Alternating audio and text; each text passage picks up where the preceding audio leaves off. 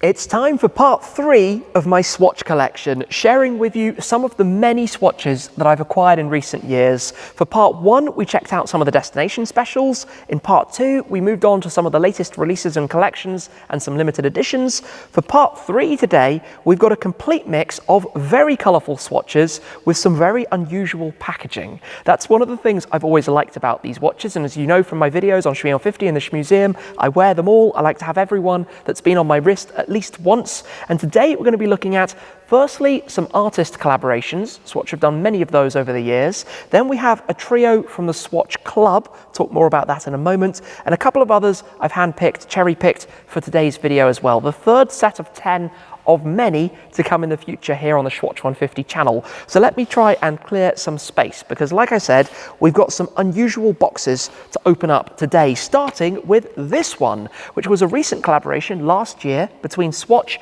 and Jose Santos III, Jose Santos 3. This is called Crossing Over Black and Yellow Lines, and it starts with the unusual packaging to begin with. Once we have opened all of this up, it reveals the watch inside, which is very much about pavement and construction. You can see the design on both the strap and also on the face, which is very much that of the pavement, quite literally the black and yellow lines. You also have these additional pieces on the strap, both the bollard, which is clearly for avoiding cars to drive there, even the no parking part of the strap as well. So you can see why that is slightly of relevance to the cars that we have here in the garage. Those actually sold out, I believe, really quite fast. That was a very limited edition. The next one, you'll have to excuse me, I don't know how you pronounce this, Jain, Jain, I don't really know. It's called Zanaka. It's quite an unusual design with stickmen all over it, black and white with the yellow hour and minute hand design on this. But again, a card box. They're trying all these new and unusual designs and styles. But this one, I just thought it looked kind of wacky and crazy, and that's often what stands out to me and makes me choose to purchase those ones for my collection. We'll move on to a few more traditional style boxes with the sleeves. This is one of 3 watches that was part of a collaboration in 2018 between Swatch and the Italian designer Paola Navone. They have all of this unusual fish style design, and wait until you see inside it. This one is called Tartanotto. It has a Scottish tartan style on the design for the strap. Just close the box and slide that over, because also on the back of this one we have those fishes from the outside. I'm not sure of the entire significance and story behind this, but I quite like those fun Easter eggs, really, those teasers and unusual things you might not expect to see with the watches when you look at them a little bit more closely. For me, it's all about the colours and the wild designs. I've said it enough times, they're lively and fun and just exciting. The next continues where we were in the previous look, another collaboration with an art gallery, in this case the Louvre in France, the very famous art gallery in Paris. We took a look last time at another Parisian gallery, the Centre Pompidou, and also MoMA, the Museum of Modern Art in New York. The Louvre, in this case, has one particularly famous painting, which is the Mona Lisa, and this is called Lisa Masque. Lisa Masquee, something like that. I think it means the masked Mona Lisa. Quite literally, if you look at the strap, we have a mask worn over the Mona Lisa and some other details on the mirrored face that we have for this particular one as well, and the Louvre logo up there on the strap also. Some unusual watches to begin with. The colours, as you can see, are quite extraordinary. We have 3 Swatch Club ones to explore next. This is funny, with the googly eyes on the casing. It's called Where's Your Face? Quite amusing. Anyway, let's open that up. Colours overloaded, part of the Swatch Club, which was founded 30 years ago, as we'll get to in just a second. This one is, again, some bright colours, as you might have guessed, from the external packaging as it fades through with these different designs going down it. The orange clasp, the yellow and green for the face, well, pretty much every colour of the rainbow possible with that one. This is a fun one, time to celebrate, 30 years and counting, it's called, 30 years and counting of the Swatch Club, in fact.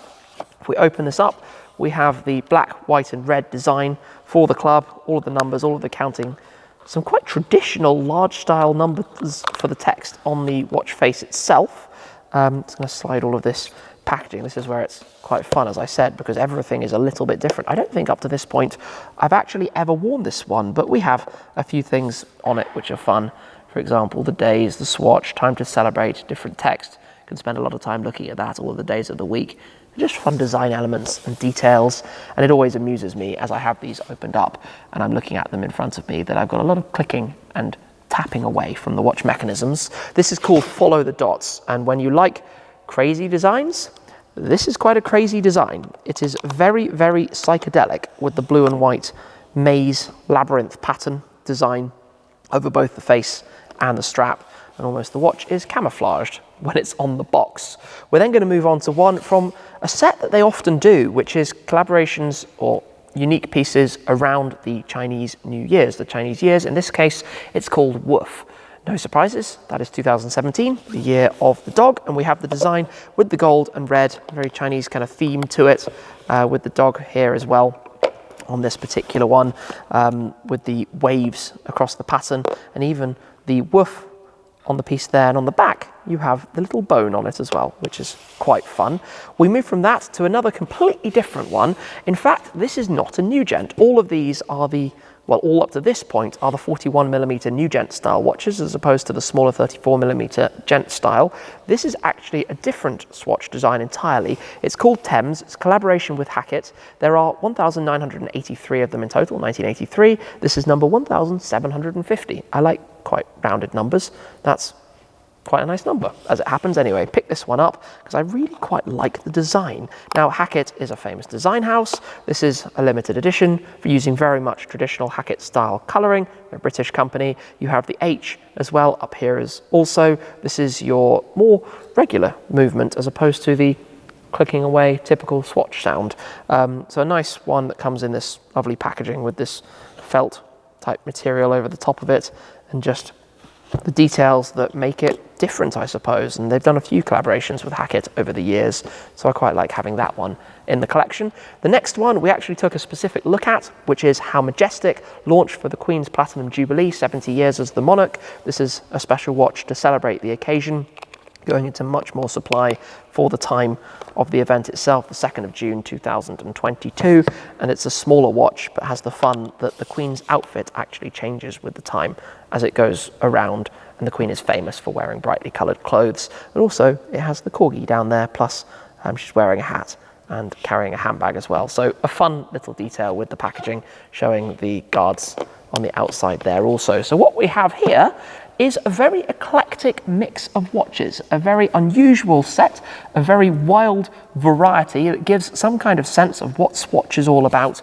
and why I enjoy them so much, because I don't think there's really much else out there like this. They have mastered the arts of collaborations. They do some wonderful pieces that connect to global events, to locations, to destinations, and that's part of the fun for me of collecting these in the first place, to grow a collection where I remember each one, where I purchased it.